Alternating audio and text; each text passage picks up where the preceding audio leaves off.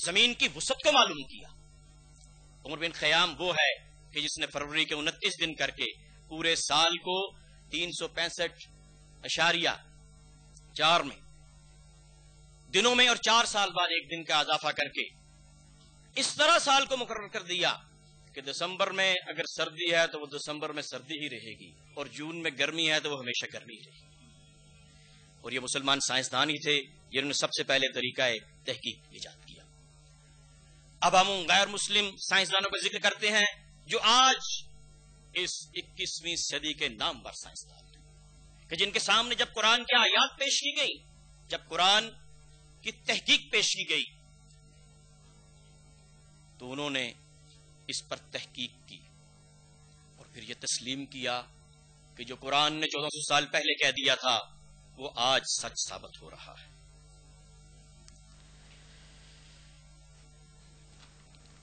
سب سے پہلے میں ذکر کرتا ہوں پروفیسر یوشیہیدا کوزائی کا، جو پروفیسر ایمریٹس ہے ٹوکیو یونیورسٹی جاپان کا۔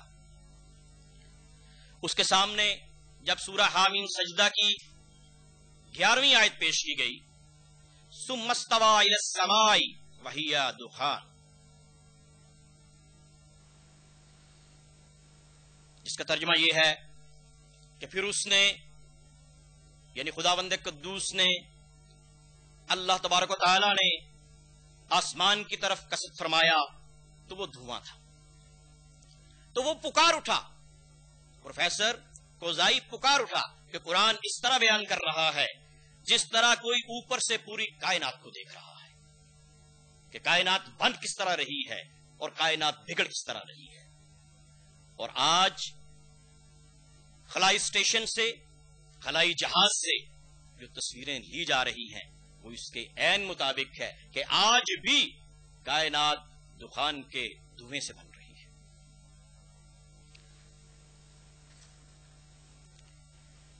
دخان کا لفظ عربی کا لفظ ہے اور اس کے مقابلے کا لفظ نہ اردو میں موجود ہے نہ انگریزی میں موجود ہے۔ اردو میں اور انگریزی میں ہم دھواں کہتے ہیں اردو میں، اور انگریزی میں مسٹ ٹھنڈے دھوئیں کو کہتے ہیں، اور کاسمک سموک گرم دھوئیں کو کہتے ہیں۔ لیکن دخان ایسا دھواں ہے کہ جس میں گیسز بھی ہیں اور جس میں ٹھوس سالڈ بھی ہے، اور یہی صحیح ترین لفظ ہے اس چیز کو ڈسکرائب کرنے کے لیے کہ جس سے آج بھی کائنات تخلیق ہو رہی ہے۔ یہی اصل حقیقت ہے اور یہی صحیح ترین لفظ ہے تخلیقات کے حوالے سے۔ Professor Alfred Kroner, chairman of geology department, Johannes Gutenberg university Germany, بہت بڑا جیولوجسٹ ہے، بہت بڑا سائنٹسٹ ہے، ماہر ارضیات ہے، اور جب اس کے سامنے قرآن کی یہ آیت سورہ انبیاء کی پیش کی گئی، ان السماوات والارض کانتا رتقا ففتقناہما، کہ آسمان اور زمین اکٹھے بند تھے اور ہم نے انہیں کھولا۔ جب اس نے یہ آیت مبارکہ پڑھی تو وہ پکار اٹھا کہ محمد صلی اللہ علیہ وسلم کے زمانے میں کوئی شخص یہ بات نہیں جانتا تھا، اور اس بات کا علم نیوکلیئر فزکس کی نالج کے بغیر ممکن نہیں ہے۔ بلا شبہ قرآن عام آدمی کے لیے سائنس کی کتاب ہے، اور آج سائنس یہ کہتی ہے کہ یہ زمین سورج کا حصہ تھی، سورج کے ساتھ جڑی ہوئی تھی اور پھر سورج سے الگ ہوئی، اور پھر یہ ٹھنڈی ہوئی اور اس پر ماحول پیدا ہوا اور پھر اس پر انسان کی تخلیق ہوئی۔ اور جب ہم قرآن کا مطالعہ کرتے ہیں تو قرآن اس بات کو آج سے 1400 سال پہلے کہہ چکا ہے۔ سورہ حامیم سجدہ کی 12ویں آیت، فَقَدَهُنَّ سَبْعَ سَمَاوَاتٍ فِي يَوْمَيْنِ، حاضر ہوئے تو انہیں پورے 7 آسمان کر دیا 2 دن میں، اسی دھویں سے، اسی دخان سے یہ 7 آسمان بنا دیے. پھر سورہ سجدہ آیت 4 میں ارشاد ہے اللہ الذی خلق السماوات والارض وما بینہما فی 6 ایام ثم استوى علی العرش. وہی اللہ ایسی ذات ہے کہ جس نے آسمانوں اور زمینوں کو اور جو ان کے درمیان میں ہے 6 دنوں میں پیدا کیا، 6 دنوں میں تخلیق کیا اور پھر عرش پر استوا فرمایا. سورہ معارج کی آیت 4 میں تارج الملائکہ والروح الی فی یوم کان مقدارہ 50 الف سنہ کہ فرشتے اور روح القدس اسی دن اس کی طرف رجوع کریں گے جس کی مقدار 50,000 سال کے برابر ہے. پھر سورہ حامیم سجدہ آیت نمبر 9 میں یہ ارشاد ہے خلق الارض فی یومین، ہم نے زمین کو 2 دنوں میں بنایا. اور سورہ حامیم سجدہ کی اس سے اگلی آیت 10 وبارکا فیہا وقدر فیہا اقواتہا فی 4 ایام، اس میں برکت رکھی اور اس میں اس کے بسنے والوں کے لیے روزیاں مقرر کی اور یہ سب مل کر 4 دن میں ہوا. تو اب قرآن یہ کہہ رہا ہے کہ 2 دن میں ہم نے زمین کو بنایا، 2 دن میں ہم نے آسمانوں کو بنایا اور 2 دن میں ان پر ماحول دیا. یہ کل مل کے 6 دن ہو گئے اور ایک دن اللہ کا 50,000 سال کے برابر ہے جس کا ذکر سورہ معارج کی آیت نمبر 4 میں ہوا. تو اس لحاظ سے کم از کم اس زمین و آسمان کو بننے میں اور ان پر ماحول پیدا ہونے میں کم از کم 3 لاکھ سال لگے ہیں.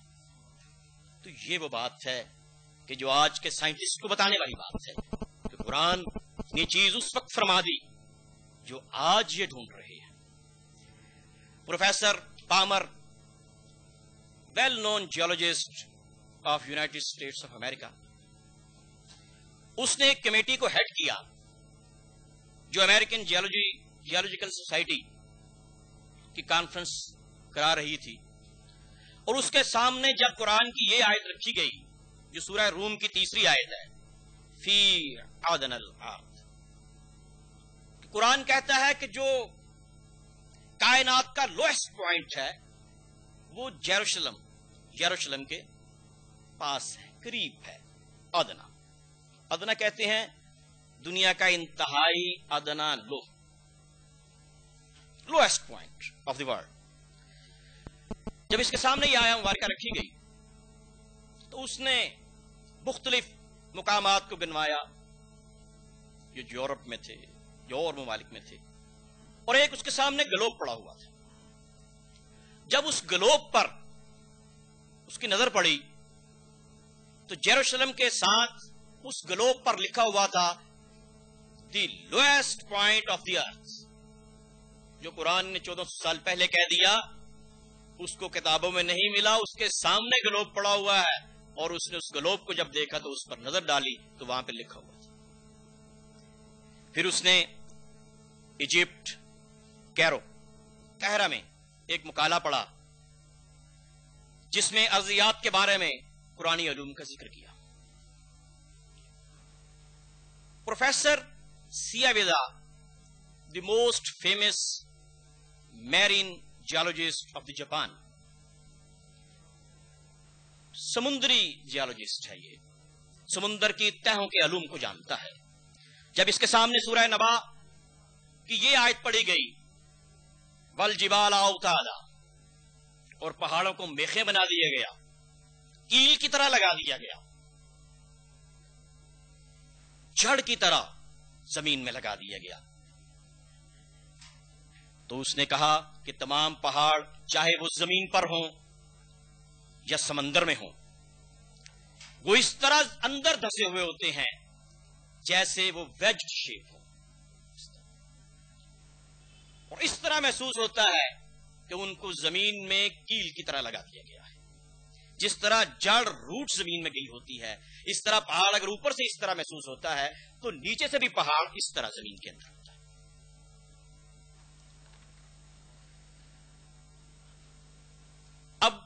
ہم ایک کتاب کا ذکر کرتے ہیں جس کا نام ہے دی ارتھ. اس میں کافی سارے آتھرز نے یہ کتاب لکھی. ایک اس کا آتھر پروفیسر فرینک پریس ہے جو پریزیڈنٹ آف امریکہ کا ایڈوائزر تھا جمی کارٹر کا. اس کتاب میں اس نے لکھا mountains are stabilising crust of the ارتھ.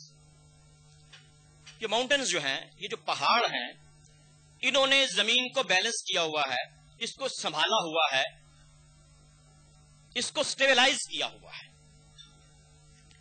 جب ہم قرآنی آیات کو دیکھتے ہیں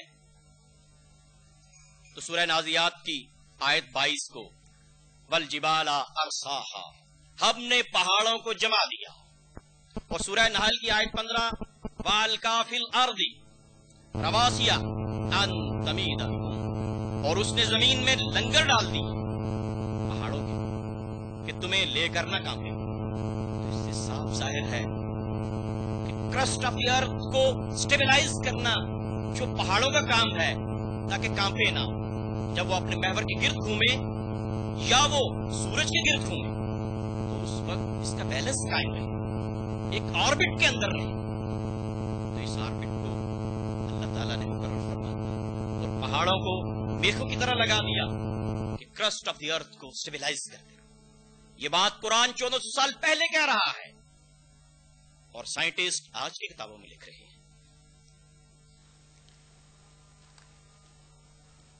اب میں پروفیسر کیتھ مورے جو آتھر ہے دی ڈیولپنگ ہیومن کا, پروفیسر ایمریٹس ہے اناٹمی کا, یونیورسٹی آف ٹورنٹو کینیڈا میں, اور اس کی کتاب کے 8 زبانوں میں ترجمے ہو چکے ہیں. اس کے سامنے جب قرآن کی آیات کو پیش کیا گیا, سورہ حج میں اللہ تعالیٰ ارشاد فرماتے ہیں آیت نمبر 5 میں فَإِنَّ خَلَقْنَكُم مِّن تُرَابٍ ثُمَّ مِن نُطْفَةٍ ثُمَّ مِن عَلَقَةٍ ثُمَّ مِن مُضْغَةٍ, ہم نے تم سب کو مٹی سے پیدا کیا, پھر نطفہ سے, پھر علقہ سے, اور پھر مضغہ سے.